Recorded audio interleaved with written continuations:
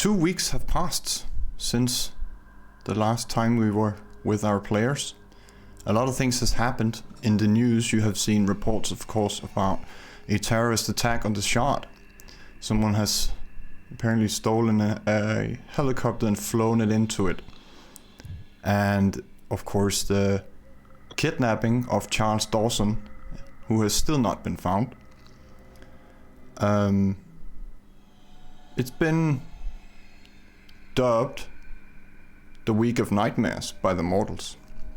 Not just because of that, because there has been more than 100 deaths in London during a week. People who committed suicide, murder, and generally behaving very, very irrational and possessed almost. And we return 2 weeks after that special day with Killjoy. First, I want to ask you, Killjoy, those 2 Thin Bloods, what happened to those guys? So one of them is basically nailed to the wall and sustained minimally, but efficiently. The other one, all the ID was taken from them, and a lot of information kind of just gathered about them, and then they were let go. And in the week or two since, when Killjoy's had a free night and felt hungry, he's gone and hunted that person down, and kind of used that as a excuse to test his skills, and has had a bit of fun with that, basically. So playing cat and mouse. Yeah, and I think they've probably been caught twice, would be my guess. And maybe managed to evade once. But they, last time, the first time that Killjoy got a hold of them, he explained what the rules of this game are, and that is, they get to keep on living as long as they don't leave London. And that's it. And he will have, with those IDs and things, found the people that are important to this person, and just made it very clear to this person that they get to keep on living if they stay in London, and also those that they care about get to keep on living.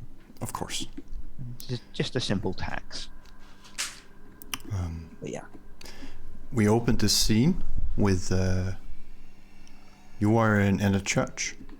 It's a St. Anne's Church in Whitechapel. Okay. It's a Catholic church. Of course it's not open, but you have a habit of getting in places where you're not supposed to be. You're sitting by yourself in complete silence. The only thing you can hear sometimes is the wind going through candle lights on an altar. And you hear quiet footsteps coming down from a hall somewhere in the distance. Very calm. You see a man enter with a smile. He does not seem scared or bothered by you being here. You know him, in fact. It's Bishop Emmis. He's not dressed extravagant at the moment. He's simply wearing a grey robe. Emmis is about 55, maybe 60 years old. He has a grey beard. He's bald on top, and he has a bit of grey hair around his ears still. He's holding his hands inside his very large sleeves and walking very quietly towards you, just smiling. He's gonna sit next to you if you allow him. Yeah, yeah, oh yeah. Evening, Scott. It's been a while. It has been some time, yes. How are you keeping? Oh, I'm fine as always. Just doing the Lord's work. Helping my flock. Yes. I've been doing the Lord's work as well, where I can. Whatever that means, I suppose. You seem troubled when you utter his name. Well, Lord and I, and he kind of lights a cigarette and Yeah. puffs it a couple times, and he says, Lord and I, we had an understanding. But recently there have been things that have come to light that bring that understanding into more troubled waters. Can you tell me more? I can tell you more. Should the normal rules of some form of secrecy apply. I am, after all, one of your proverbial flock. Of course, it's between you, I, and the Lord. I had an experience recently, in the last couple of weeks.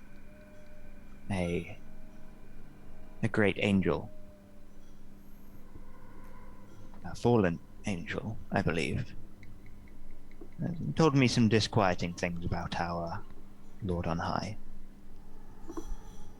and how his name, hallowed though it may be, and revere it though I do, may not be as powerful as I thought.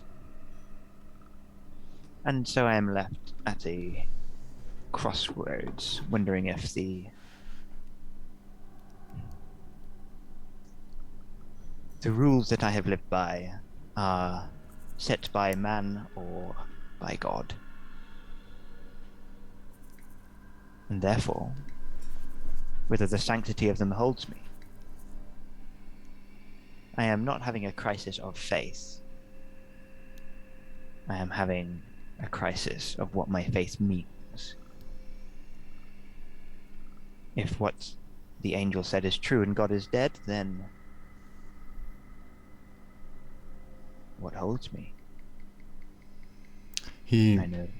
smiles and looks upwards towards a giant cross with the Lord on it. And he's still listening. Just saying, the Lord is in all things, my son. And we are still here. So the Lord is still here. There cannot be creation without him. He is in all things. And this dark angel you speak of, it sounds like servants of the devil trying to lead you astray from the path of righteousness and retribution.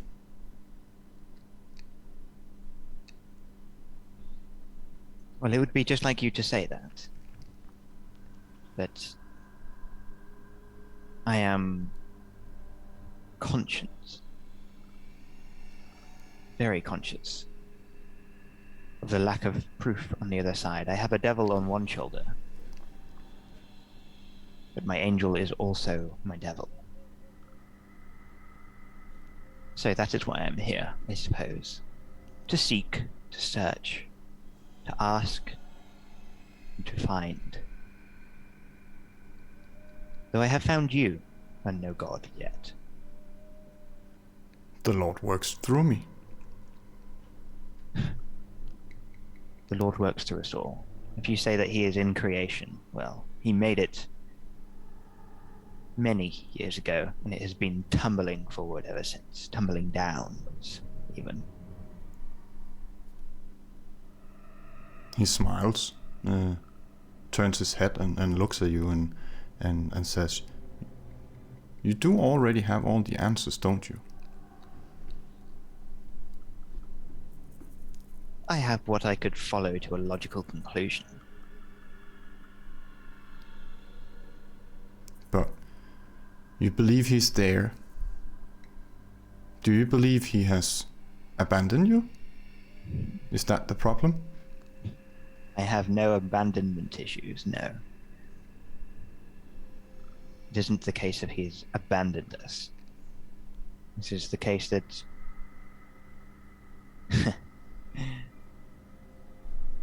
he was never there to abandon us since a great many years ago.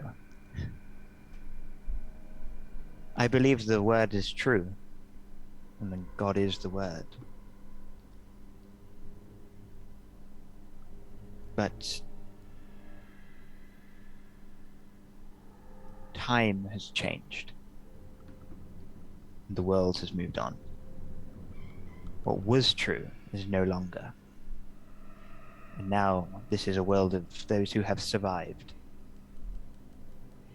And on this brutish little planet of ours, it is the survivors who wind up strongest of all. And that is what I intend to be. The Lord helped those who helped themselves. Indeed. The meek shall inherit the earth. It's another thing that has been said, but I look at this world and I do not believe it. The strong inherit, for the strong carve out their domains. It was believed back when the romantic was very prominent in the 1900s that, or as they call it, the golden age of art, that the more you suffered in life, the greater the reward in heaven. I do not necessarily believe that. Earth can be paradise and hell at the same time. It is what we choose it to be. And I'm glad that you are continuing with thinking about your existence here rather than the next life. But it sounds like you have strayed a bit from the path. But do not worry, child, even though if you cannot find the Lord, He will find you. You shall always return home. Even if something else has your attention. And your, I don't know what to call it, suspicion or fear that He has not been present for a very, very long time. So none of this matters, right? Why are we even doing it? Why pray? Why follow the commandments? Ultimately, it's about faith and what you choose to believe and what the Lord is to you. If you try to do good, if you feel bad for the bad things you've done, then you're living a good life. And it doesn't really matter if you pray to the Lord or not, if you follow those rules. I believe you will have a happy life.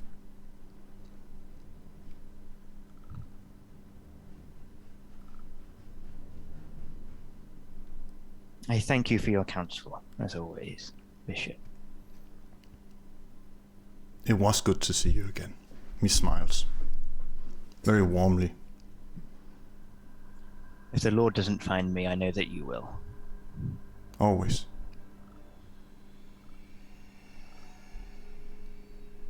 Do you want to get up and leave or sit here and pray a bit longer? I'll sit there and think on what he said, and he's heard it all before. And what he really is thinking about is if God is gone, if God is dead, what is to prevent him from worshipping something else that he wouldn't know what had taken God's place? And so he would be thinking on that. So he knows he should not worship himself. That way lies inefficiencies. And so he would be the first time contemplating if there are some other powers that the Bible has not explicitly told him about, but perhaps hinted towards. And so he will be ruminating on what killed God. Emis gets up and leaves you, returning from whence he came. And if you're okay with it, I'm gonna jump scene. Yeah. To JK. You're at home, and it knocks on your door. Not the door to the store or the front of the building, but your private quarters. Jake is gonna go over and slowly open the door. It's Albert, your sire. He's blushed at the moment, so he looks pretty normal, a bit pale, but he's wearing a modern suit, midnight blue, with a silver tie, of all things, and he's carrying a satchel. The satchel looks older, much older. And he's just nodding and saying, "Evening, child. I have returned. Can I come in?" You may. And Jake is gonna show him in. Thank you. He looks around. He's never actually been here before. And you see just a hint of a smile. And then he returns to his stone cold facade. Can you show me Vara? Jake is gonna hesitate for a second, but then he'll lead him over to the glass coffin. JK, can you describe what's in this glass coffin? In the glass coffin is what seems to be the fresh body of someone, aged mid-20s. And it looks as if the body has been there for about maybe 10-15 days at most. So there's no obvious signs of decay on it, anyway. And she's dressed in clothing from the 40s. Very much clothing that didn't show any sign of having money or wealth, but still being able to survive through the war. Albert is going over the corpse, not touching the glass or anything. He's simply leaning a bit forward and just studying her in silence for about 5 minutes, and says, "At least the body's intact. We need to find her soul." And he taps on his back. You hear it's a strange sound. It's not metallic, it's not leather, it's something different. He pulls out a book, and the covers are made in obsidian, completely polished. And he hands you the book. JK takes the book and is gonna start trying to find a title or something. There's nothing on it. The pages are even, it looks like they've been dipped in salt or charcoal. And when you touch the book, small, like a shadowy fog begins to form around it. And you quickly find out that you can't open this book. And you also realize those shadows were not there when Albert had it in his hands. What is this, to be specific? Is this a manual or? It's many things, but it contains a ceremony that allows a soul to be put back in a body, a living body, non-decayed, like he gestures towards Vara. But there is a catch. She might not return as you remembered her.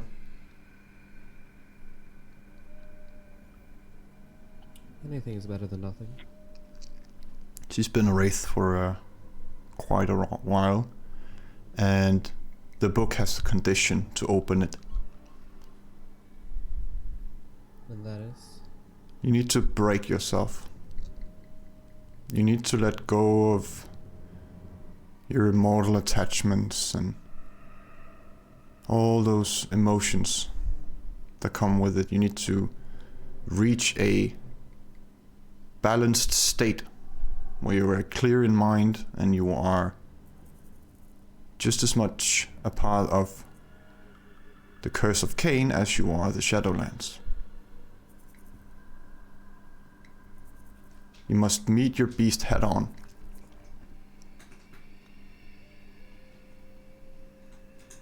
And become one with it.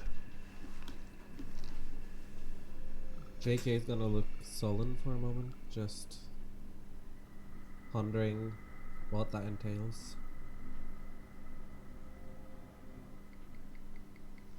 It will happen in time, but if you wish to rush it, the process can be quite painful. Not physically, but emotionally. You will need to kill the people you care about. Move on. Leave the humans behind. I see. But if you have the patience, you can simply wait it out. Give me a while and I'll think of something. But the first task that should be on your mind is finding out where her soul is. I have a way to do so. Then we can summon it. JK, do you wish to do the knowing stone? Yes, I will pull out my church brick. Yeah. I believe I have to do Arouse. Yeah. And then Wits Oblivion. Or is it? No, it's Resolve. My bad. Let it rouse now. There we go. Hunger Game.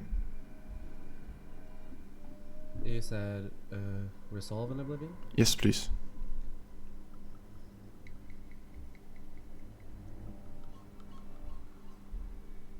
You do not hear the beast right now, but you hear some whispers. 6 with a messy crit. Holy. Okay. I have to think of something here. Unless you want to reroll that 10. I can reroll 3 of them, can't I? Just reroll the 10. That's what's making the crit. Oh no, I was just thinking of making it higher, but I don't think I need to. Oh I no. won't reroll. I'll keep it as is. Alrighty. Right now you become obsessed. Usually it's with finding out who's gonna die or how. But in this case it's a hunger. You're trying to find her, to restore her, but the beast wants something different. You just hear in your head, devour her, devour her. And you feel the urge to actually do it. Fortunately, her soul is not here, as you find out. It's somewhere in Berlin.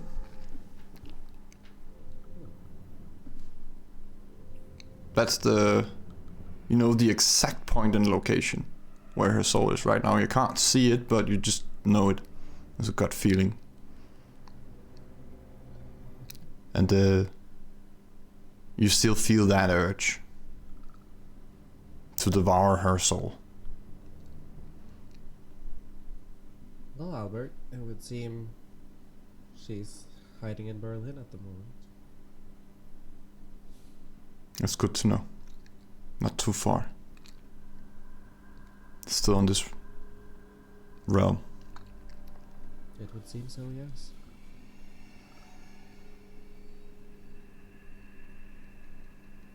I'm thinking of something, but I think it would be best if you come with me. We have to go somewhere that sells special items. Let's say that. No worries. To bring her soul here. But I do need to set up the preparations for this kind of meeting. It's not a normal store that you just walk into. Do you know how long the preparations will take? If not tonight, then tomorrow night. Okay. In the meantime, I suggest you think about what I said about the book. There are other ways, but this is the one I have. I will. He puts a hand on your shoulder and just says, without anything on his face really, it's just, it was good to see you. Likewise. I'm glad you're doing well. You too. He leaves. JK, is there anything you want to do before we jump sea? Grab an arm from the fridge and drink a little bit. Yep. It sates the feeling a bit. That craving for our soul. But it's not something you easily push out of your mind at the moment. And it's not a good feeling. Vaughn, my man, Hey, you have been spending your 2 weeks trying to track down lupines. This is correct. And you have found them. Right now you're sitting on a rooftop looking over Victoria's Park in London. Quite a large park. You see a small bonfire somewhere down there. You have tracked them, the pack at least. About 6 or 7 as far as you've seen. And as far as you're aware, you have not been seen spying on them. You know that lupines are simply not something you approach, and certainly not in a pack. So you have kind of been waiting for one of them to leave and go on their own. Do something away from the pack. Maybe someone who's a bit talkative.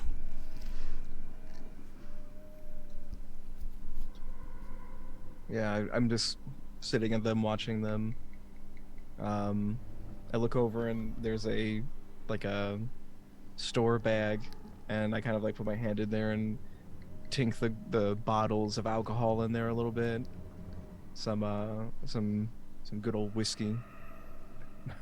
Maybe a ticket to save my life, perhaps. And I may end up needing these. So I just look out over them, just seeing what they're doing, just observing them. Can you do a wits and awareness? Yes.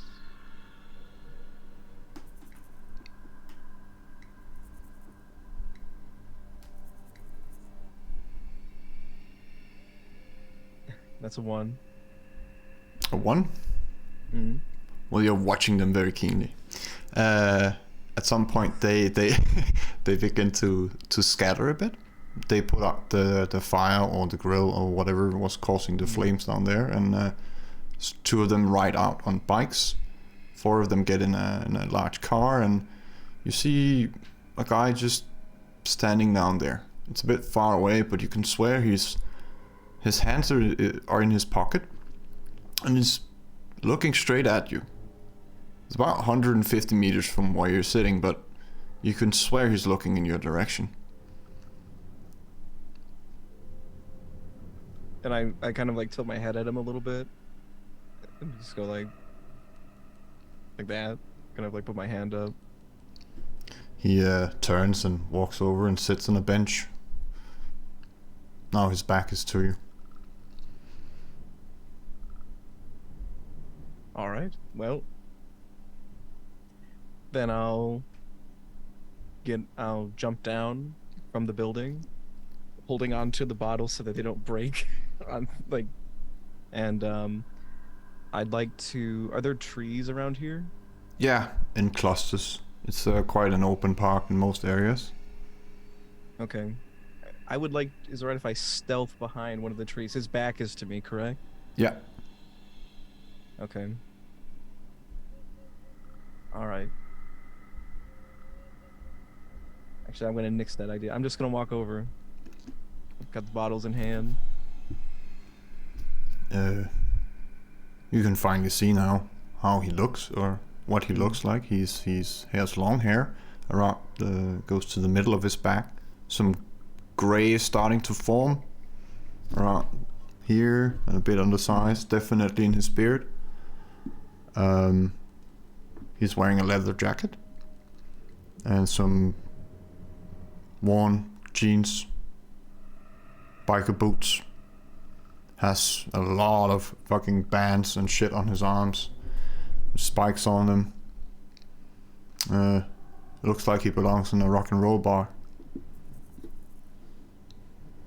And as you approach, he simply says, "No, we can smell you from really far away, right?" I figured something like that. Well, It's a nice night, huh? the others didn't notice you, so I have to respect your skill. Why have you been following us? Well, let's just say we're all kind of in this together right now, even if you don't recognize that, even if you don't know already. I see your point. He looks at the back and here. stretches a hand out. Like, here, this is so you don't tear me apart. He takes one of the bottles, opens it, and takes Bourbon and whiskey. takes a 2 sip bottles. and says, "I'm Marcus. Nice to meet you, Marcus. Name's Vaughn. Nice to meet you, Vaughn." He takes another sip. Still not looking at you. So, Are you referring to antigen, that threat? Or is there something else I need to worry about? antigen is probably... It's about 50%, I would say, of the issue going on right now. And am I sitting, like, right next to him, basically? Or... They're trying to kill you guys. Why is that my problem? It's actually beneficial. do you think they're gonna stop with us? Well, they haven't found us yet. But Is they it- will. How do you know? You guys, they know exactly what they're looking for. I'm warm, I drink, I fuck, I eat, I breathe. I know because I found you. But you were looking for me. They're You not. think they aren't? You think they won't turn to you next? Knock out one chess piece, another one presents itself. So what are you proposing? What I'm proposing is that perhaps we become sort of friends. Like frenemies. Does that make any sense? I mean, I have no animosity towards you whatsoever, to be perfectly honest with you, but I can't say the rest for my kin.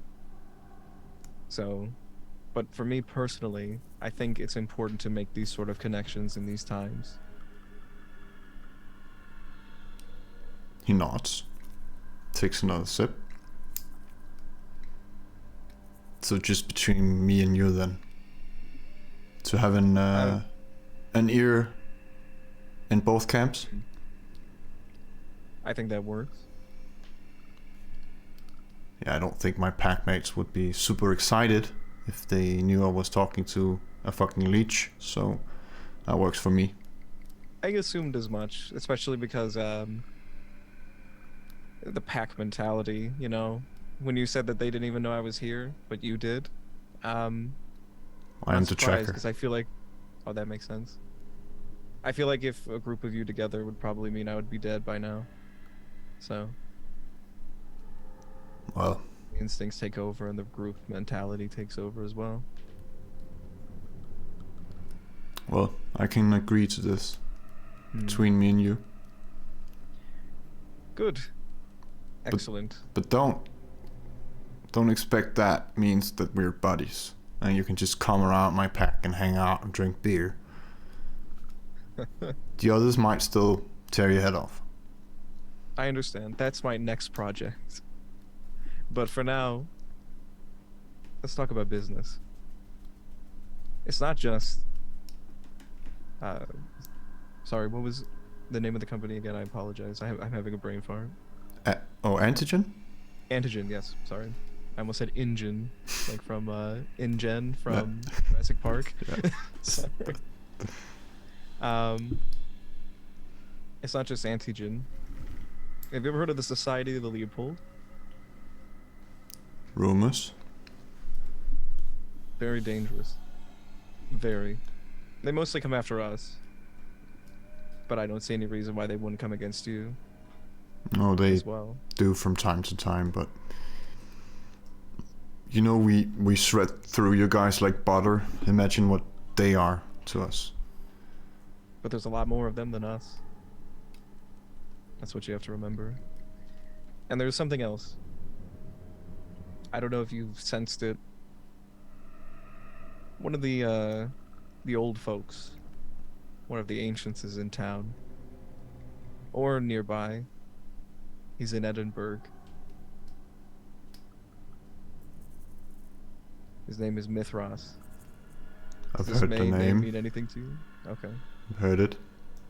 He has his sights set on this city. Now, you may be able to tear through us like butter, but he and his lieutenants could tear through you like butter. All of you. These are very dangerous times. There are many enemies everywhere. And now you see why my dumb ass would stick my neck out and try and talk to you guys.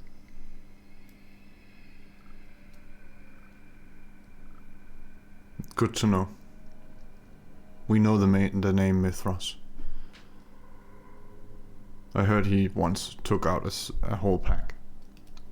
Alone. Yep. Wounded. Before the battle even began. He still managed to kill like 6 or 7 of us. I'm not surprised to hear that. They say he's a god. I don't buy it myself. I think he's just really old. I agree. But He's just a fucking huge leech. probably the biggest on this island. Why are you against him? It's not that I'm against him. I just want to stay out of his way. I don't Yeah. care about any of this. I don't care about the shit between you and me. I don't care about that shit. It's fair. I just want to be. Do you catch my drift? Let me ask you a question. All right. Do you have anything to do with spirits?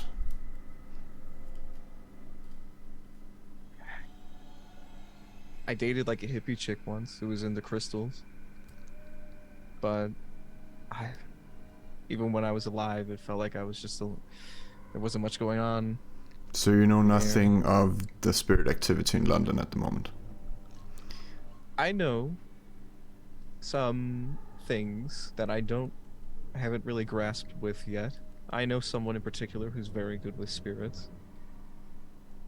Can you ask him for me what happened? There has been an increase, and it's not good for the mortals. Well, I saw it happen. It's like they pulled a zipper down and all these shit flew out.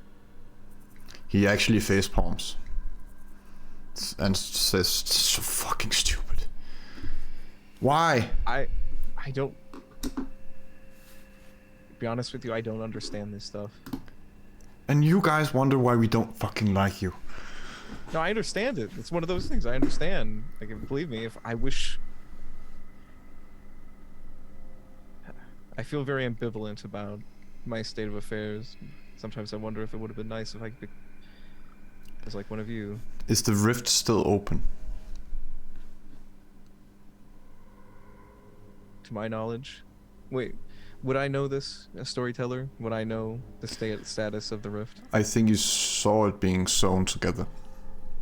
Oh, so it's closed up or is it in the process? You saw the chains sewing the rift together, and it disappeared from normal sight, so To my understanding, it's been closed. that's good. it will take a lot of time to clean this up, and if anyone on your side can help do it, then please ask them to do so.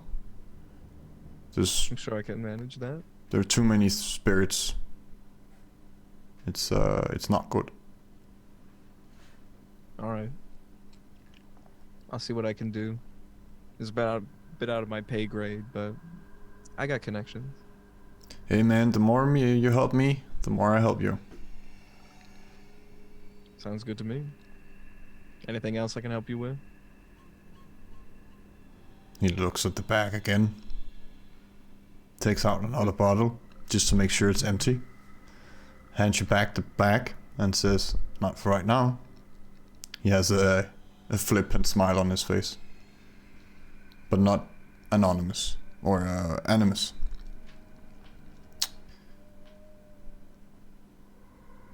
Excellent. Alright.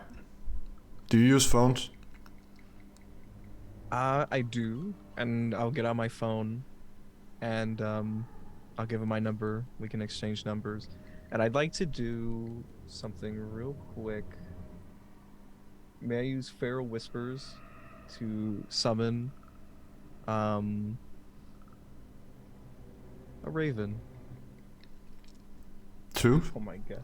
Do you want to willpower? Yes, please. Willpower 2 of them?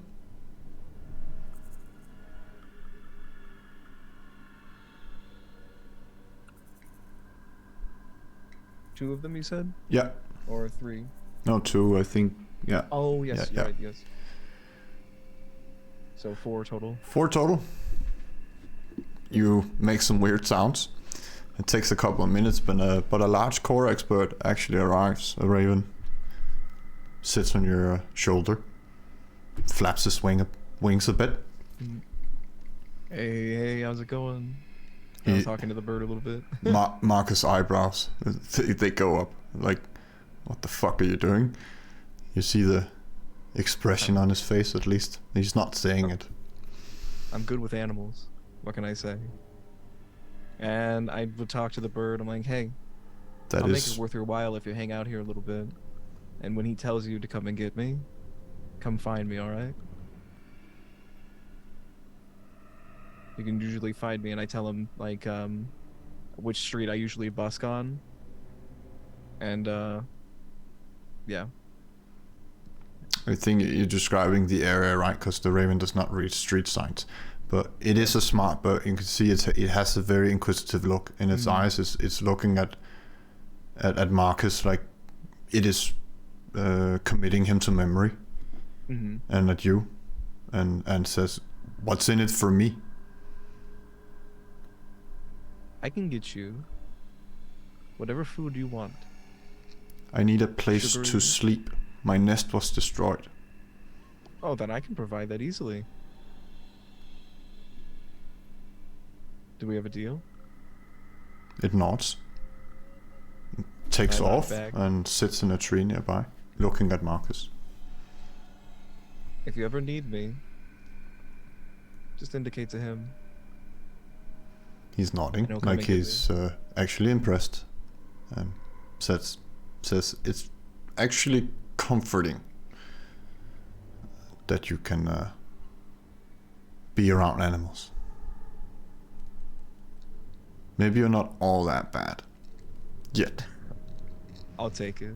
I'll take what I can get. And I kind of do like, like pat on the back or something like that. I'll take it.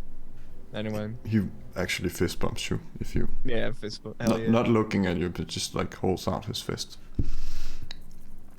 Takes another sip from the bottle with the other hand. And, and if your friends have an issue with us talking, say that I did some, like, mind shit to you.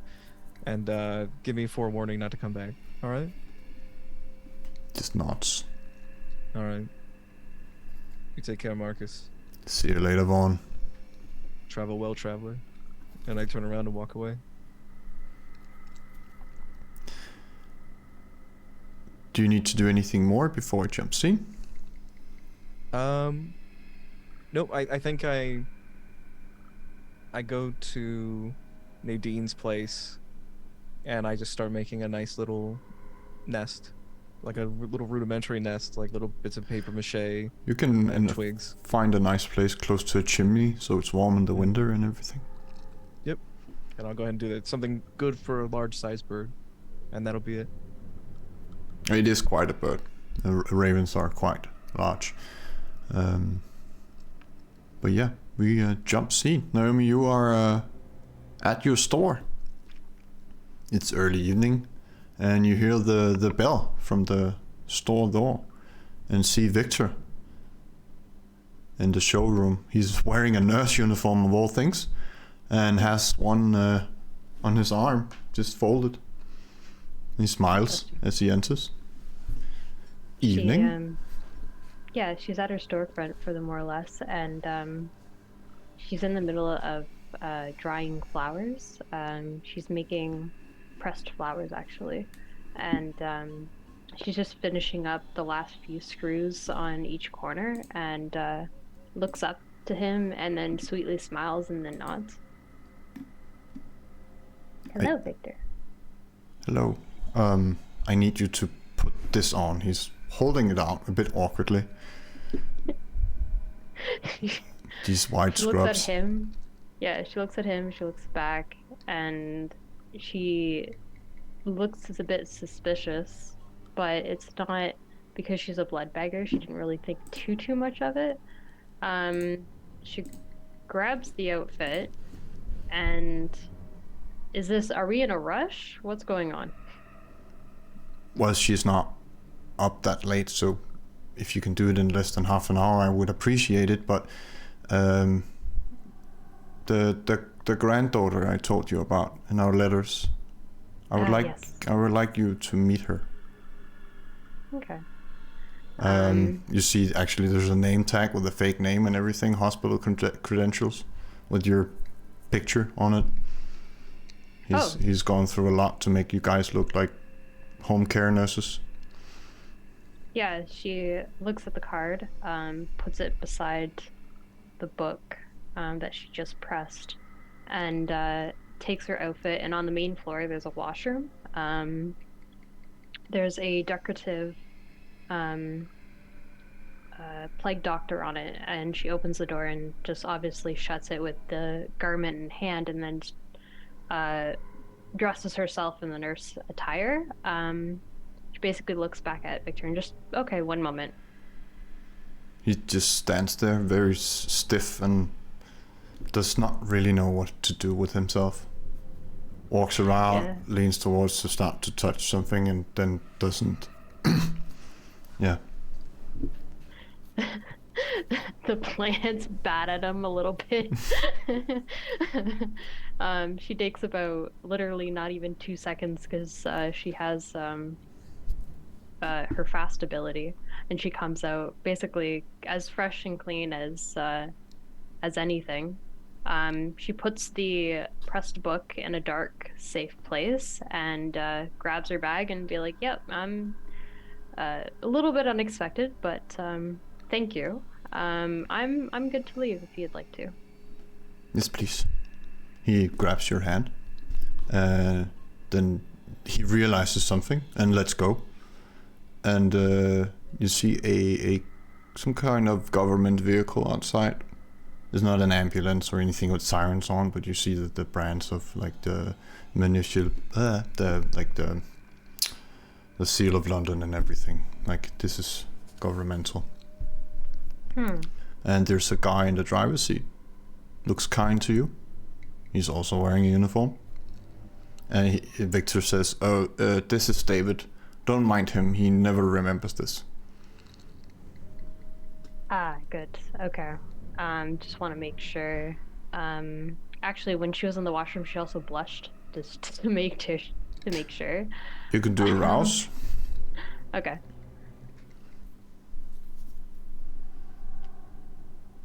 Ooh, Hunger Game. Damn. The beast speaks in your mind. Dear, remember, father has to die. And I'm talking about the real one. Not that pretentious cock from Canada. And then it goes quiet. she had a bit of concern and like confused and shame kind of like wash over her face for a hard minute. Um, pockets it, pockets that, and then basically retains her composure and was like, okay, all right, well, let's, um, sure. Um, is there anything you'd like me to know um, about her before we meet? Is there anything I need to know? Well, her name is Alice, and as he's saying her name, he has the biggest smile on his face, like very warm, and like you can genuinely see he cares about this person. Okay. She's my great something granddaughter, and I found out about her a few years ago. She suffers from dementia, so she's not gonna remember any of us, and she is 90. So, but I do like to visit her once in a while, even though she has no idea who I am or remembers me being there. Yeah, she looks to him. Does she have any allergies? Not as far as I'm aware of. Okay. She is a Throckmorton after all. We're quite sturdy people. Okay. Naomi actually whips downstairs, puts together a bouquet. That's actually quite lovely. It's not exactly tons of flowers per se, but it has a color scheme of um, like pinks and roses, rosy kind of colors, wrapped in a very like crisp white bouquet with a nice special like kind of glittery bow. She wasn't entirely sure, like from people she's never really met before. She knew how to more or less like whip together something that would be just presentable because it's common courtesy to obviously if you go and meet someone to bring something, I guess. Um, and yeah, she brings it up. She's like, will this do? Is this fine? He smiles at the gesture, but does not say anything. He's just standing there with a crooked smile and holds the door open for you. Okay, she's a little bit nervous from his reaction, but it was like, okay, all right, let's go. You arrive at I believe it's called a lane house, where they're just like wall to wall, like a whole, what do they call Killjoy? There's a specific term for it. I can't remember. Oh. Sorry. I hope you guys know what I mean. But yeah, houses, small houses that are connected, like very like fucking Harry Potter, you know, those kind of houses. Oh, okay. It's a like 2 floors, very very small house, but and you see the mailbox says Alice the Throckmorton, and no other names. Victor, he also explains to you on the car ride over that both of us, her sons, have died in war, and she is his last descendant. Mortal, anyways. He's not tracked down anyone else. David, he leaves the car and goes to the door. He has a chip that he can open the door with. And opens up and calls out, "Alice, we're here!" And you hear an elderly woman's voice calling, I'm in the living room. Do you want tea?" She seems quite normal right now. Not like she has dementia at all. But as you enter, you and Victor, she just smiles and says, "Oh, another cup then." Victor, he nods. He's very stoic right now, but he's smiling. Yeah, she mirrors his kind of posture, but also is quite quiet herself. It's been a while since she's honestly met another human, or sorry, not another human, just a human in general, and knows that that relationship is quite significant to him. So she obviously wants to make a good impression, but she looks around, takes off her like blazer, and I guess she's wearing heels at the time too. So she kind of politely tucks them at the door and lays the bouquet on the nearest surface that would accept. It's like a medium-sized one. Like She sees you holding the flowers and says, "There's a vase over there." And you see a glass vase, very large. It can hold a huge bouquet. Okay, she nods and smiles politely, and she's pulling out tea and crumpets and cookies and all these kinds of things. Oh, beautiful. So she's more or less in the kitchen? And she's walking around. She's very fast for a 90-year-old lady. Like, very, does not seem to be anything wrong with her body particularly. But once in a while, she sort of stops and becomes very distant. And then she does things over and over almost, but at some point she realizes she has done it and figures out what's next on the agenda. So all of this is taking a while because no one is rushing dear Alice, and David is simply in the kitchen doing the dishes at the moment and preparing some dinner for her because she has not thought of that herself. Yeah. Naomi smiles and is incredibly patient and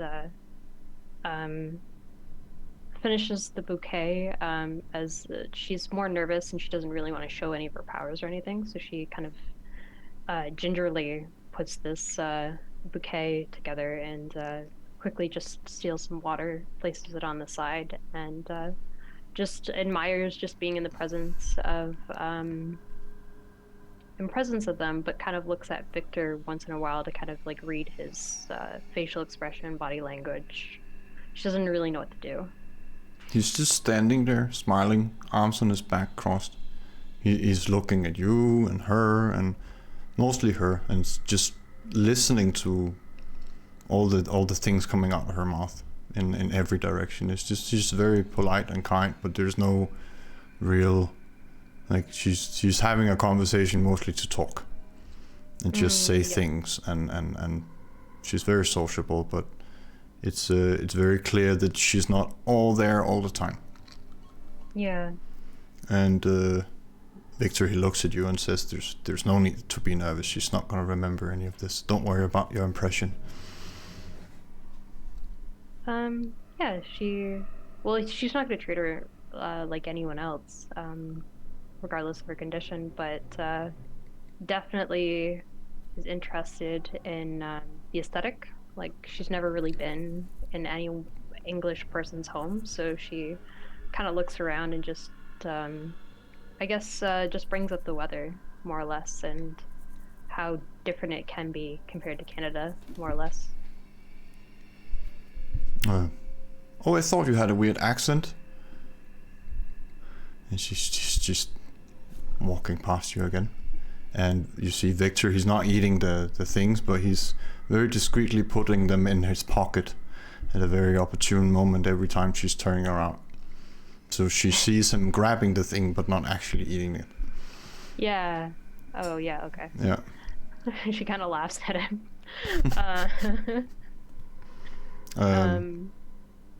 At some point, David is... he's prepared her some dinner in the microwave and sits her down and tries to very calmly to explain to her that she needs to sit down and eat and not take care of her guests. And she complains, and she has to be a good host and everything. But it seems like David, he is quite good at his job and gets Alice to eat her dinner. And Victor says, I think this is our cue, otherwise he's never going to get her to bed. Yes, that's fair. I do have somewhere else I want to take you, though, where we don't need these. You can see there's nothing sexual in that remark, even though it could sound like that.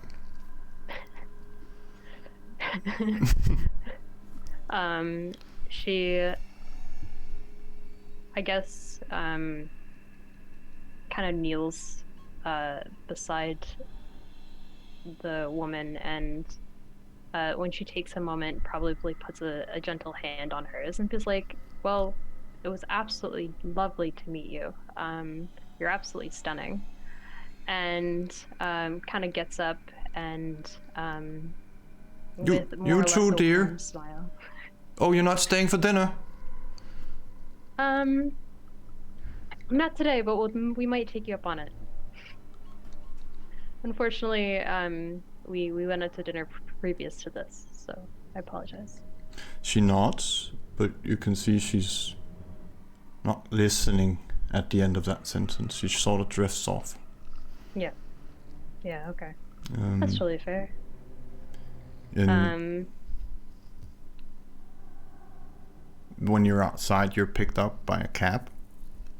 Okay. And driven to a large warehouse. A bit out of the way, actually. It's a bit... an hour maybe from London. And it just looks like an industrial area of some sort. But Victor, he goes to a side door and opens it. It's not even locked or anything. It does not seem, or otherwise he has magical hands that do it when he touches the handle. He simply gestures towards the door. He has that look about like a child very excited to present something to their parents. Like, please come see. But he's very calm about it. You step inside this huge hall. It's completely empty, except there's a crystal skull in the middle of this huge hall. And beside that, there is a basket, like a picnic basket. Okay. He walks towards the skull and simply taps it, and the whole area becomes a beach. You can hear the birds, you can feel the wind. The sun is in the horizon. It's just below, so the sky is completely red.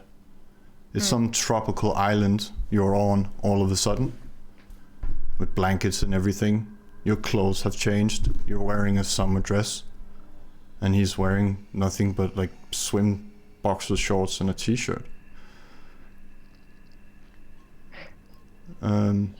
She gets freaked out. She's like, what is going... She doesn't...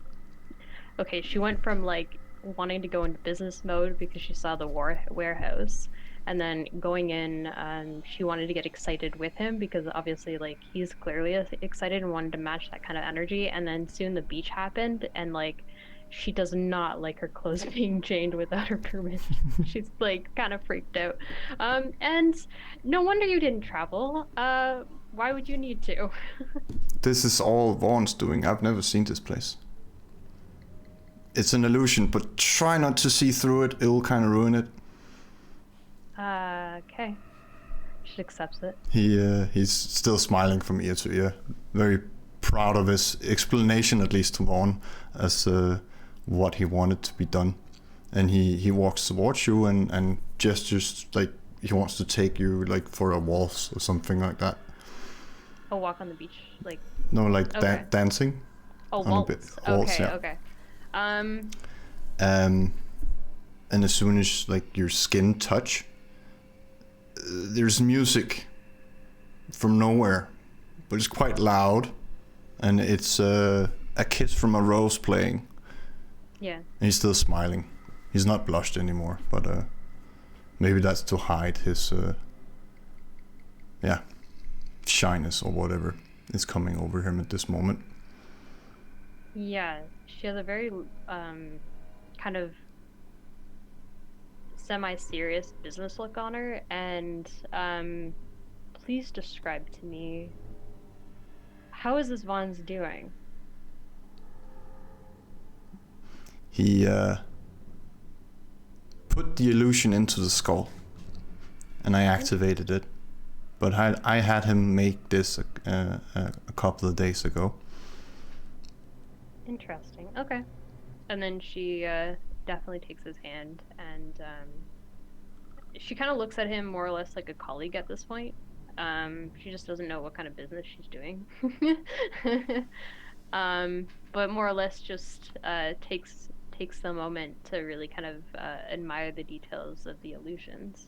It feels like you're on a beach on a tropical island just after sunset. The breeze, the smell of the salts, the warmness of the sand, the texture. And your beast is not freaking out because of the sun, which is weird. Yeah, she actually, it's been 10 years since she's seen a sunset, which is like one of her most favorite, and she really is internalizing the moment right now, and how remarkable some of the illusion potential that Vaughn has.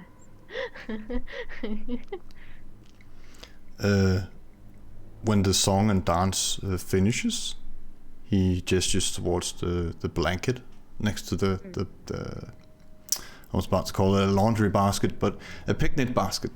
And he pulls out, it's just strawberries and wine and like a decanter of blood. And he holds out the strawberries in his hands. And I just like the smell of them. I know we can't eat them, but I remember them being quite good. Yes, she takes such a long moment of like you can see the hope on her face that she would be able to actually eat it, because I know like the chain of events would have helped her, like that would have really kind of simmered the almost like ecstasy of enjoying that kind of moment. That would have sealed it. And she's slightly disappointed, and you can see a sadness on her face, but then she absolutely like grabs a fresh juicy strawberry and kind of wishes there was chocolate on it, you know what I mean, like drizzled and stuff, like but absolutely like just takes in the smell of having it freshly broken open, and just admires that for a hot minute, and like as if she forgets everything else around her. After like a quiet moment where he lets you take it all in, he says, you had questions in your letter. You asked if I follow any god. I do not. I'm a man of science, even though I'm a magician. Mm-hmm. I know there's I only follow myself. Yeah, after the chain of events, it's actually kind of nice being back in that Tremere pyramid scheme, if you know what I mean. Would you believe me if I said I'm happy to be out of it? Really? Well, I guess higher in the pyramid means more responsibility. I'm not sure what kind of wing you had to accept, what kind of responsibilities you had to look forward to, actually. Well, we were bound to our sires all the way to the top. Mm-hmm. And that meant having very little free will. Mm-hmm. It was always good for the good of the clan. Yes. And since then, and since I've met you, I've begun to think of other things. Like I said in my letter, I would really like to travel the world. I've not been outside the UK for 200 years, except one time across the canal to France, but it doesn't really count. I didn't see anything, I just stood guard at the boat. Mm. But I'm of course committed to the cause and creating stability for London again, but I would also like some time to myself at some point. Oh, I absolutely understand that. And kind of reflecting on her moment, if she was able to taste one of those chocolate-covered strawberries, she probably would have went canatotic because of her bane.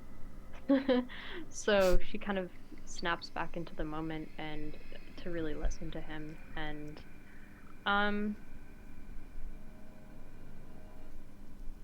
there's so much to see. Really, I think an eternity is best served to be really experienced. There's really nothing stopping you anymore. I know the being bonded can be definitely straining at times, and I'm glad you're away from that addiction. But did you have many books? Do you have any place particular in mind? I'm sure you'd like to travel somewhere that could still be possibly enchanted, to say the least. I would just like to pick a direction and walk. Well, here you might hit ocean. I don't know if you're good at swimming, but I guess that's one of the many blessings being right beside Europe.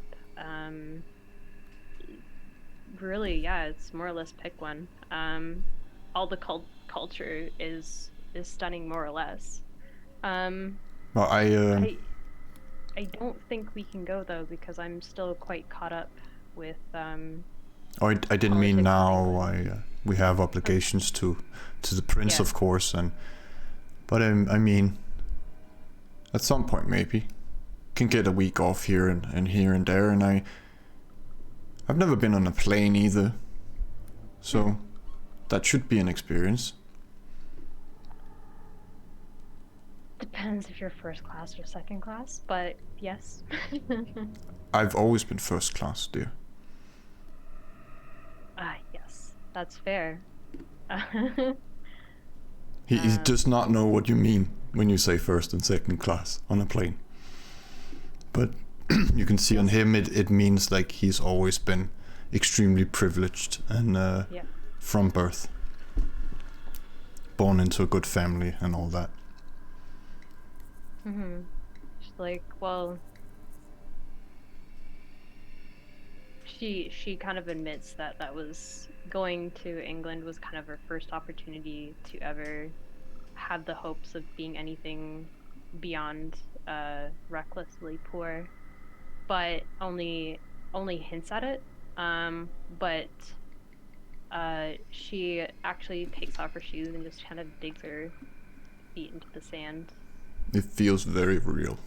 Vaughn has Yeah. outdone himself with this, really put in a lot of work. This makes up for getting him or him getting me thrown out of a plane, so that's fine. um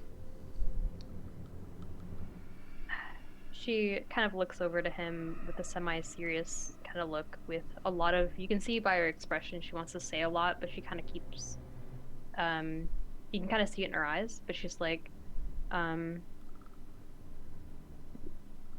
your family, why didn't you ever consider making her immortal?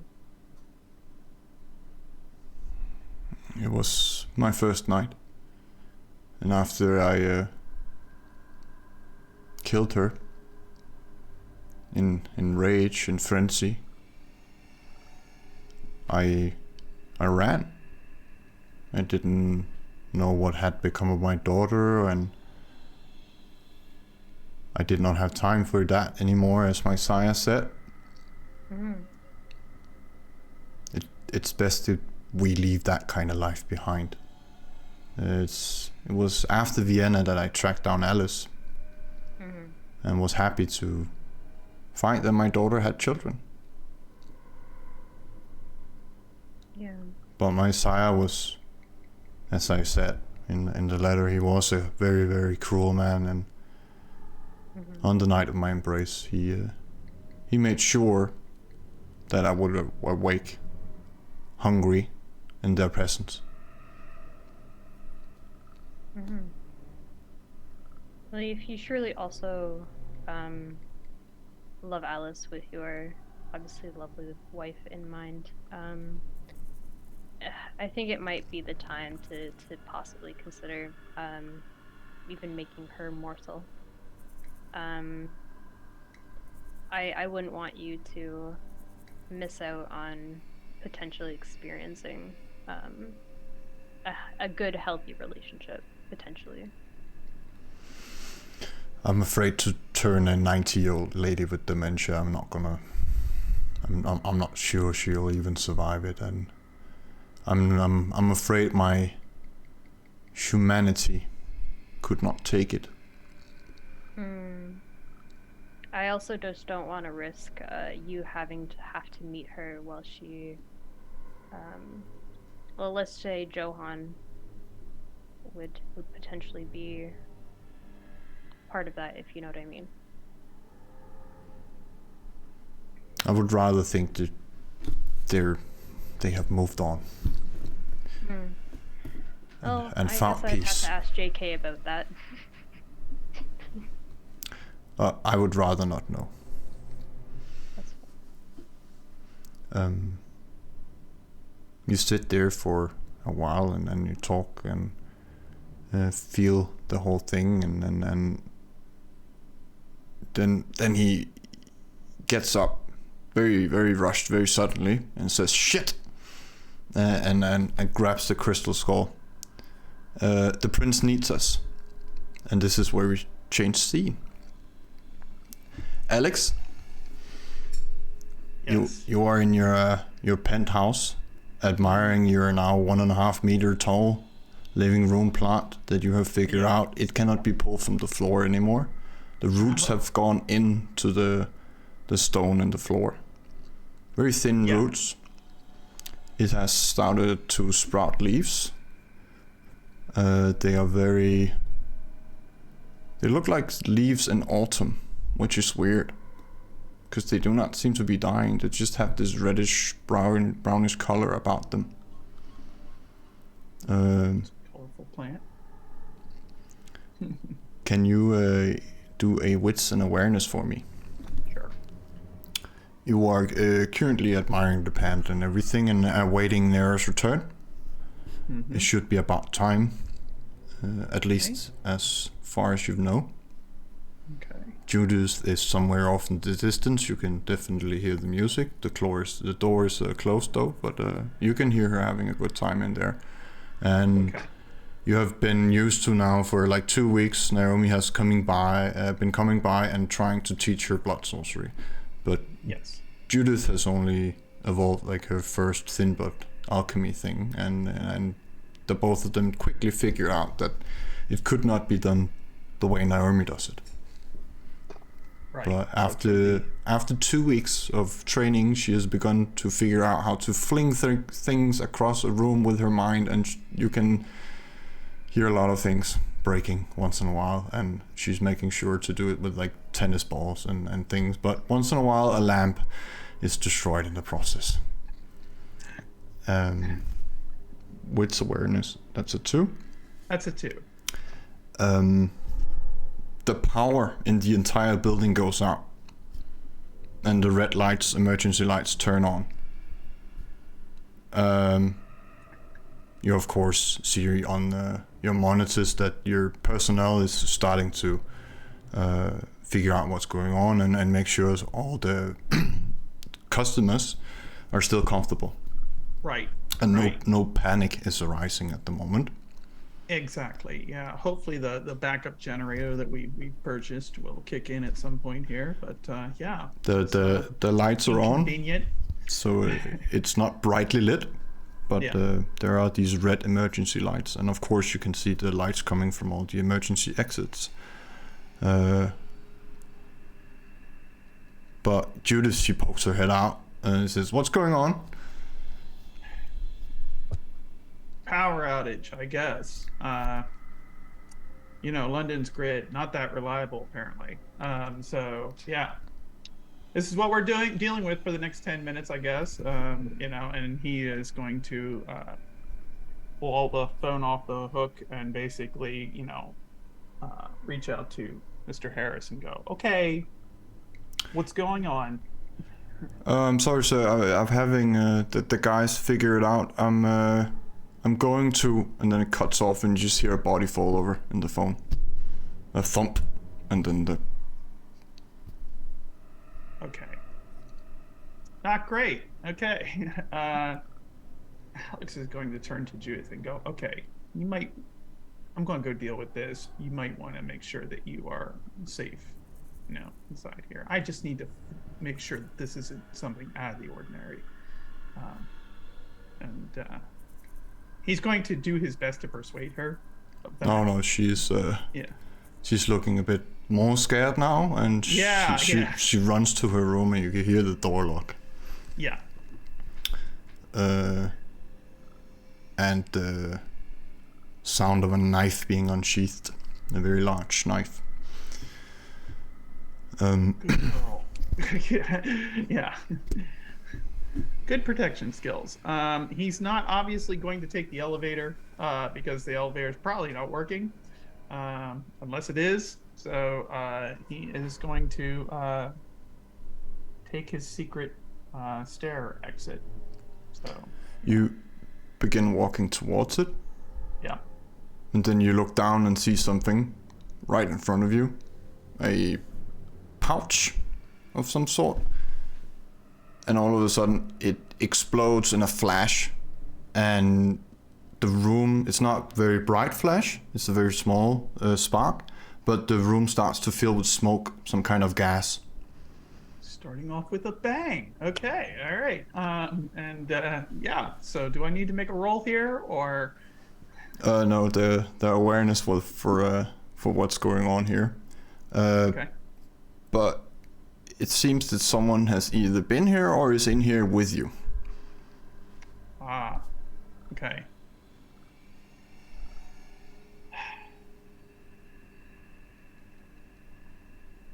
This is quite unexpected.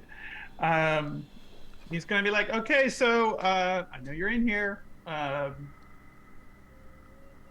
mean, I know who I am, but this is quite impolite and not the way that people normally, they usually use the balcony, not smoke, flashbangs, and everything else. So if you would kindly come out and introduce yourself to me so that I can reprimand you accordingly. With those words, the smoke is getting thicker and thicker. You can't see more than about feet in front of you. And you feel just a tiny point in the middle of your back, like right left from your spine, and a blade appears at your throat. And you hear a man, he's speaking English, he has a Middle Eastern accent, and he's just saying, good evening, Prince Kairos. He's not doing anything, he's just holding a curved blade and what you assume to be a stake at your back. He's doing everything he can to remain composed. He's definitely thinking right now that his security measures definitely need to be looked at again. He is with whom do I have the unpleasant pleasure of speaking? He removed the stake, you can feel. Just, you can't feel the point anymore. You hear it slot in something, and then he takes the blade away. You can hear him step a few steps back. And then he goes down on his knees, holds out his sword, like that, and says, I am Darius Monogemsides, sir. Consider this my job application. I want to be your sheriff. He's just not looking at you, holding up his sword. Unorthodox. Provided the condition that never fucking happens again. Yeah, you're hired. And I'm gonna need your all of your information, because I've never seen you before. So of course, sir. You can see he's dressed like a ninja, almost. Yeah. Like a very short cloak on his shoulders. It goes to about his hips, and he's wearing wrapped cloth around his face with what looks like a tinted ski mask beneath. Alex is also going to fetch a glass real quick and go, I'm going to need some of your blood too. He pulls out his head attire, and you can see his face. He is a man of Middle Eastern descent, very dark hair, dark eyes, or light brown eyes, I'd rather say.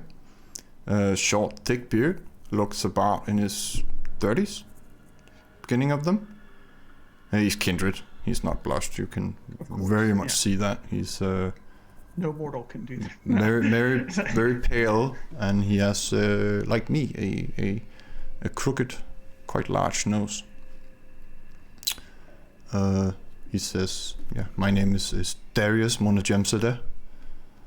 I'm of Banu Hakim. I have been exiled by my clan for my beliefs. Which are? Not in Banu Hakim, but in Allah. I'm You here understand. You understand that the reasons why I'm asking for just a sample of your B-tie. Yes, I assume, given your clan's reputation for certain arts beyond just what you've just demonstrated. Yes, and I feel like I should also be included in your wards to best protect you. I got around them, whoever did them. They left some holes. Yeah, I suspect they did. And it's good to know that those holes are there and that I'm not dead as a result. And so, yeah, thank you for that. That like I said, it wasn't the most orthodox way of introducing yourself, but perhaps very convincing in the way that you did it. I'm here to make sure nothing like that ever happens again. You are welcome.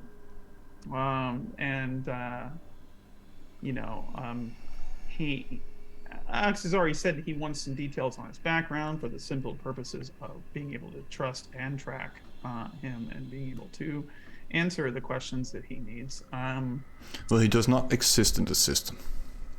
Of course. Of course he doesn't. And if you ask him questions, then he said well, my name is Darius, as I said. I'm 250. I've been fighting the Sabbat for most of those years, but good to know. Recent events have caused a falling out between you and your brethren. Yes. My clan is not as one anymore. Many have been killed, many have been exiled, many have just fled. I am one of the exiled. I had high standing, but not the right beliefs.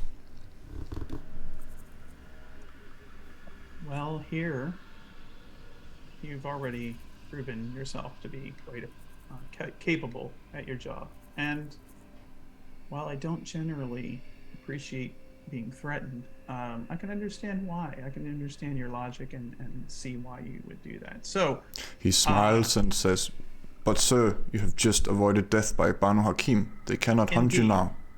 Indeed. Thank you. It's odd. It feels odd to say that, but thank you. It's certainly not the first time I've felt threatened by someone, and I probably won't be the last. So consider yourself hired. Submit what information you're able to, including, a sample of your B-tie, and you may proceed to begin assisting me on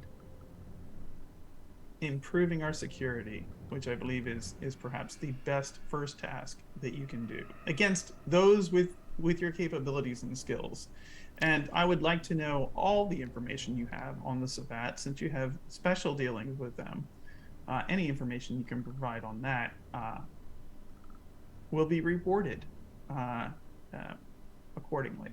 So you sound like a person, Darius, who has a number of skills and affiliations and information that you can give me, and that's what I'm interested in, that and your abilities to help my incompetent security team. Oh, don't worry, Mr. Harris is not dead. I simply paralyzed him. Yes, good, because it's gonna wear off. We've developed something of a working relationship, and replacing him would be a pain in the ass, to put it bluntly. So thank you for not killing my head of security, and perhaps I can introduce you properly in a way that doesn't involve paralyzation, and you can even teach him a thing or two about how to do his job even better, which is, again, something I'd be interested in too. I will Judith, it's okay. She pokes her head out, holding a very large machete. It's good. This guy here, he likes a dramatic entrance, like I do, and so here we are. The power, is that going to come back on? She walks out and she's not entering the room, but she's kind of just standing at a door frame, looking in. Don't let her appearance, deceive you. She's actually more dangerous than I am. So, the power. He looks at a watch, pulls up a sleeve, says 1, 2, 3, 4, and then it starts up. Well done. Well done. Alex, is going to be like, do you want me to introduce you to the rest of my regnum here, or you prefer to introduce yourself to them in the manner of your choosing? I will do as you wish, sir. I'm here to serve. Okay. If you want me in to... time, Alex will notify his coterie of this new arrival and his new position, so they're not taken completely by surprise by Darius and his entrances.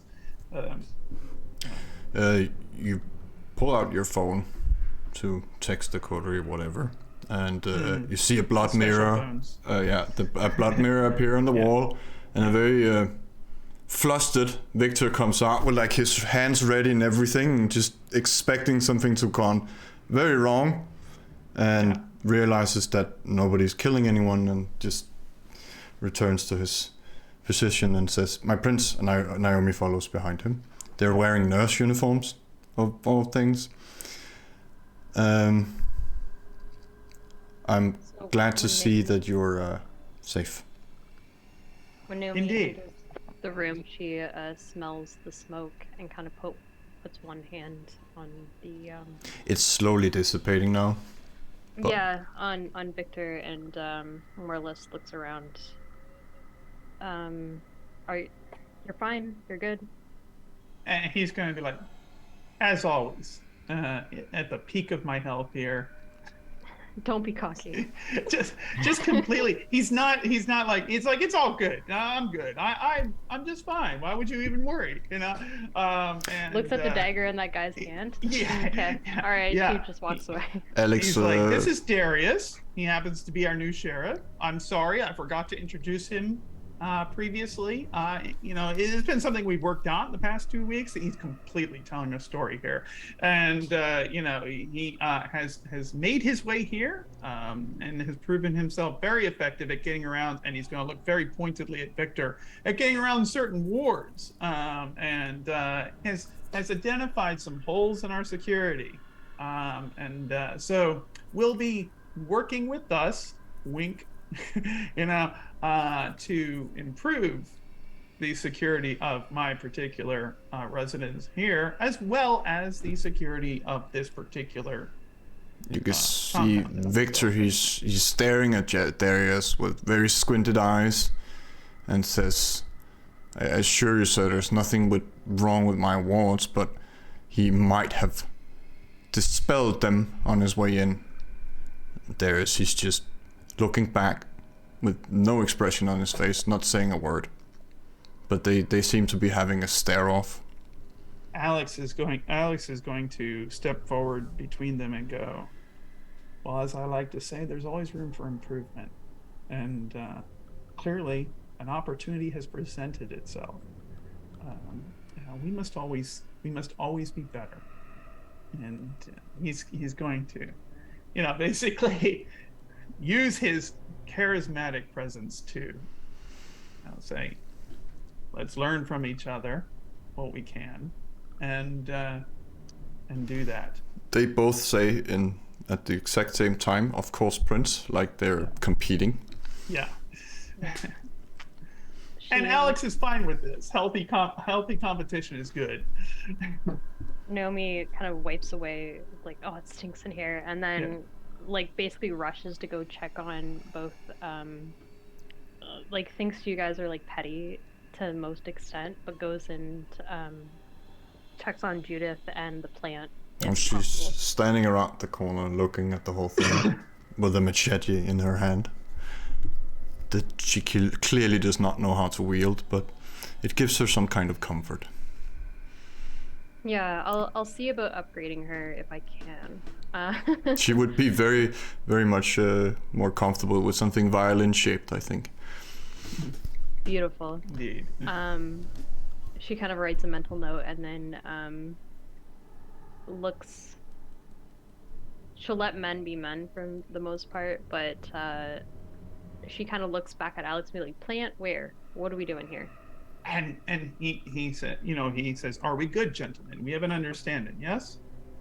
They nod. And he says, At the "Good. same time again. I expect a thriving working relationship here." They look at you whenever you're speaking, but whenever you're not, they stare at each other. Yeah, exactly. Victor looking very mad, and Darius looking like he's looking at something that's so unimportant. That why are you even here, kind of. Yeah, and he says, "Very well then. I will expect a detailed report on the improvements that we can make to security and additions when you're able to provide them, but I expect it to be soon." And he's looking pointedly at Darius as well, and then his eyes flick to Victor, and then he's going to turn around to Naomi with that business resolved, because he's got other things to take care of, and also he wants to give his attention to her and basically say, "I'm glad you asked." And he takes Naomi over, he leads her over to the plant, which is now, I'm sorry, you said it was how tall? About 6 feet. Okay, so it's a little less. Becoming a tree at this point. And so and he points to it. It's got like red leaves and everything. It looks like it's kind of like a autumn foliage here, and it's very. You can tell by Alex's demeanor, it's not even concealed. You don't need to roll an insight roll here. It's right all over his face and everything. He's so proud of it. Like this plant is like, his second child here. It's all there. He's remarking on the texture of the leaves and everything, and he also points right to the bottom. And he says, "There's no pot or anything necessary here." He's pointing to like where he's laid out a kind of stoned kind of like soil and everything, but he's actually indicating below it how the roots go all the way down into like the floor and the foundation of the haven and everything like that. So yeah, he is explaining all of this to you with a measure of excitement in his voice. This is the thing that he's really happy about.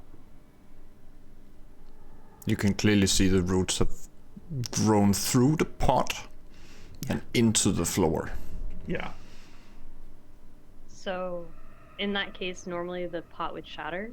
Yes. So she just kind of like picks up the pieces and kind of puts them in a pile and kind of lays it to the side and then slaps the table being like, "I've never seen anything like this."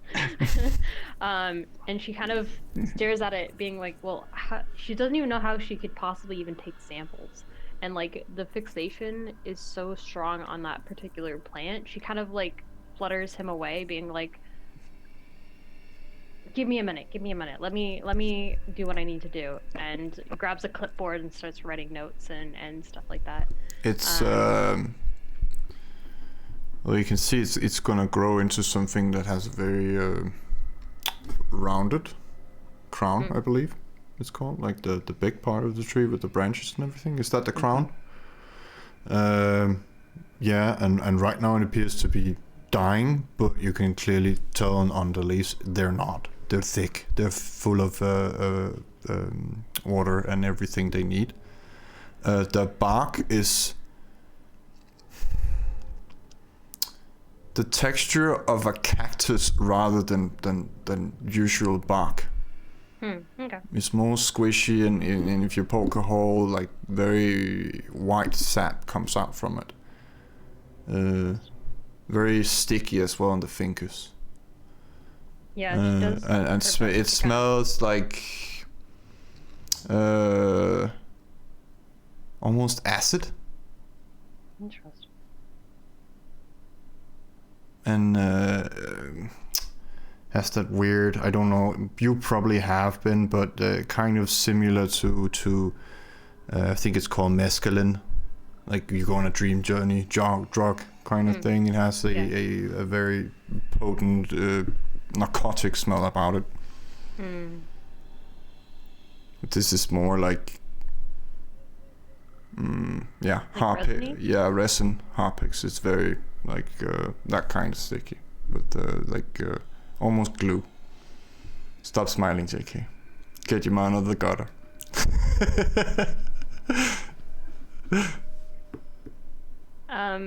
So she more or less looks at her watch, texts both Killjoy and Vaughn and being like, um, rock, paper, scissors, who wants to get a high? Alex, what did you text the rest of them? He's just he's going to very briefly introduce Darius as a new member of the court, serving in a position centered around security and other duties. He would still be careful. I guess not. He wouldn't say court, but he would say a new member of the higher offices centered around security and safety. And so, yeah, he would say that this individual has taken on that position, that he has demonstrated his capabilities, and he will be working with us towards those ends. So, yeah, just kind of a very official, vanilla message, about this new arrival, so that he doesn't spook everybody else with his ways. Yeah. Victor, he also says, finally, after you have done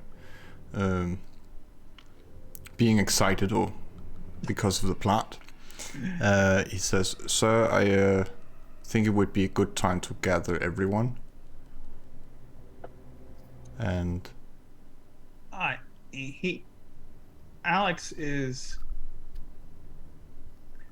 he does want to talk to Naomi about various other things, because he's also got a lot of, so in the past 2 weeks he's also put through the paperwork and everything to begin construction on the entire city block where Paradisa is located, and like, the reconstruction and everything. There's hammers and there's construction sounds and drilling and everything else all the way through. Like, he's paying 3 times as much as most people would for just like the overtime and the noise violations and everything else that he's going through here, to get this done as quickly as possible.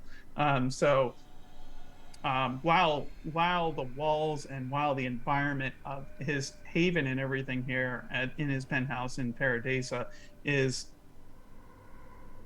mostly soundproof, and like, the noise is very much reduced and everything else, the lingering ambient noises of construction and work and everything else and dust and all that stuff from below is definitely it can be heard and that sort of thing. And he wants to he says to Naomi, "I'd like to show you something else," and he's going to lead her to the balcony. And of course he puts a finger up to Victor. He's like, I will be with you in a second, but I really need to speak with my primogen here. So actually, as you glance to Victor, she also gestures him to take the place of herself looking at the plant, and more or less communicates to the best of her ability, even just through her eyes, without making any like focal point on it. Be like, no, this is a project you might even have to help me on, because there's a supernatural, where is its food source? I like, you know what I mean? Like, she has no idea on like how this thing is even getting any sustenance. So take my place, go deal with the plant, go look at it at least, minimum. And then she kind of just follows Alex behind him to wherever he wants to go. Seeing this interaction, Alex is going to stop, and he's going to look back to Victor and say, "No harm comes to the plant." of Understood? Okay. course, simply he turns It's not his something you head. can just, do whatever you want with. You must ask permission first before you can do anything to the plant. Well, he still has his very stoic posture, and he's not having his usual sword cane in hand, but he's still wearing a nurse's uniform, and it makes it look just a little bit comedic when he's standing like a soldier, and he turns his gaze from you and Darius to the plant, and he's simply just leaning forward a bit and studying it without touching anything. We're being all the research notes, they stay between us. Of course. Okay. Yeah, and Naomi reassures Alex that whatever, other than the resin sample that the ST described, she insists on hesitating on taking any samples without really kind of knowing the true nature of what this plant's capable of. So, Right. besides its gargantuan growth, she needs to figure out how is it feeding off like an energy source? Like, is it like a parasite? Is it fungal? Like, she has no idea. Anyways, going forward, she is kind of curious and inquisitive about Alex's other project. Yes. So he's going to lead her to the balcony, and he's going to say, and he's going to point to everything else, like the other buildings here, and the way Naomi can if she looks down, she can see like, a courtyard type place that's being cleared around the center of these buildings and things like that. That wasn't there before. You can see the construction and the work happening there. He's also like pointing to the other buildings that are currently like having scaffolding going up them in preparation for changes and renovations and construction work that's going to be going on there. And he says so this is going to be transformed, he says, as though describing a vision.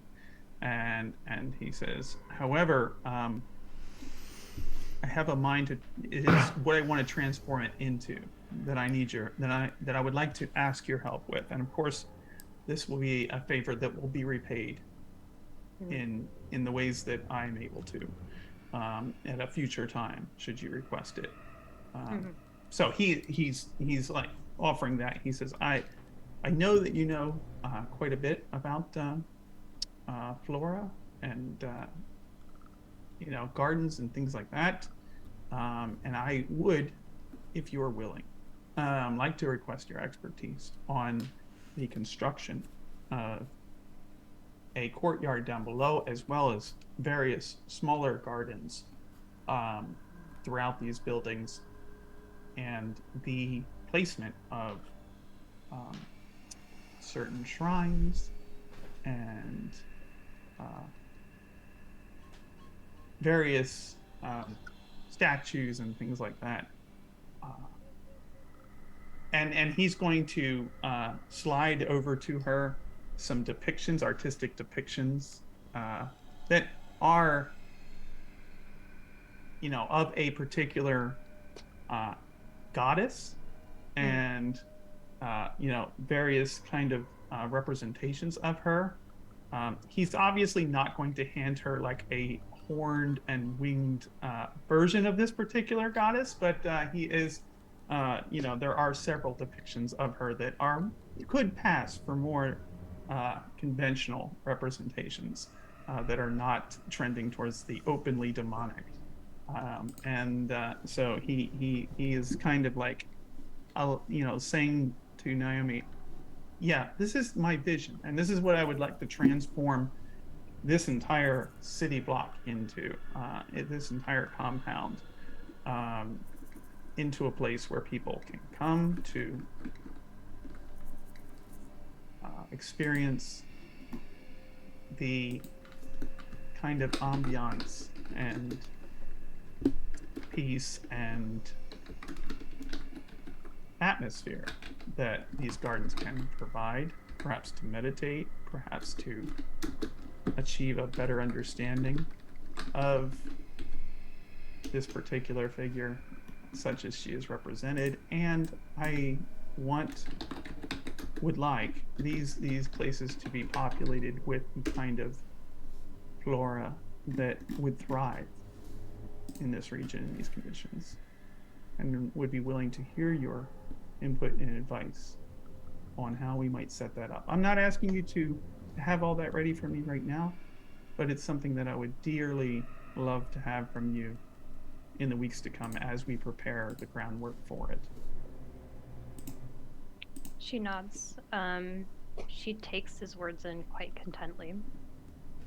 She loves the beautiful vision and the illustration that she provided as it's being illuminated. But looking to him, she notices quite a significant amount of buildings surrounding. She is kind of concerned. She's like, "What about the architecture? Am I working with it, or what am I doing?" We are. You will definitely have input in it insofar as it can facilitate and help with the preservation and the growing of these particular gardens and this courtyard. These buildings obviously will need to be restructured in order to help with that. I don't want a situation where plants do not do well here. So any changes to the architectural design of these buildings in order to facilitate that will take priority for them. And she more or less is well, a lot like people, or even to extent, regardless of our immortality ourselves, plants do best in certain conditions in order to flourish. And Indeed. I intend to keep that sacred energy, as you multiple times have demonstrated to insinuate in almost everything you do, to be preserved.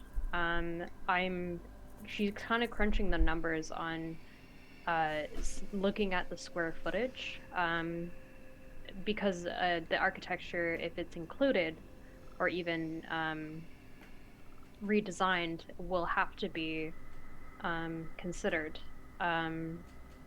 So she overall, she also asked me, like, well, what kind of square footage do you ultimately intend to be included? Yeah, and he's going to lay out basically, I don't have, as a player, I don't have any exact dimensions here. But no, that's fine. Yeah. He's going to lay out, like, he imagines like the entire city block with a park type courtyard in the center of it. Okay. That's Obviously open light. It's not going to be like a walled, type of thing, but there are going to be openings to allow for light and that sort of thing. It's all open air there. And then as well as like certain corridors and floors of different of the other buildings and things like that to allow for these plants. Obviously, sunlight is a part of that. And yes, those particular areas of the buildings will of course not be traversed, during the day by Alex, or anyone like that. But for the general populace, which will have a kind of guiding path through that, where they will be able to enjoy that and meditate upon the teachings.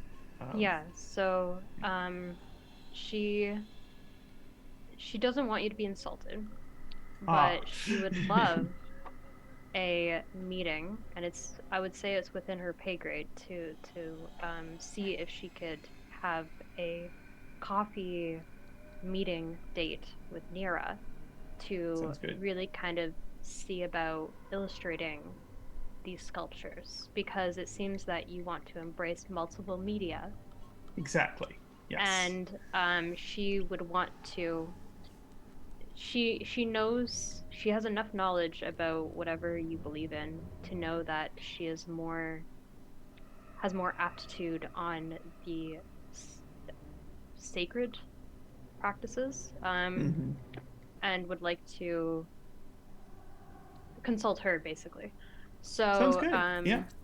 She knows, but it's not exactly in her pay grade to let you know, because obviously you make ultimate decisions, but you're gonna give a job to someone who broke into her house? His particular job involves that sort of behavior. She looks at him, be like, I can do what he does, right? I do. Can you consult me next time before this final decision? Absolutely. And he is, and he's going to take her words and be like, yeah, of course, I can consider you. And I didn't. It was how shall we say?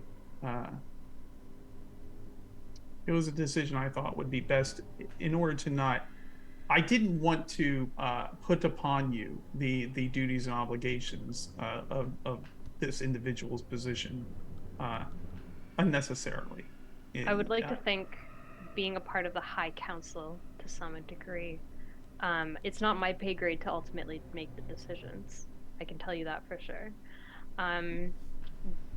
I would like if you would slip his resume towards me, if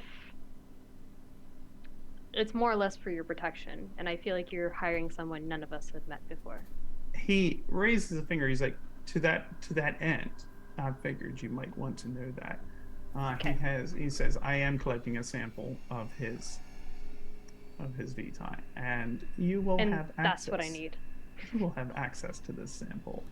Yeah. Of course, because I wouldn't simply 100% trust anyone coming in like that without running it by you and your expertise in this way. So, thank you.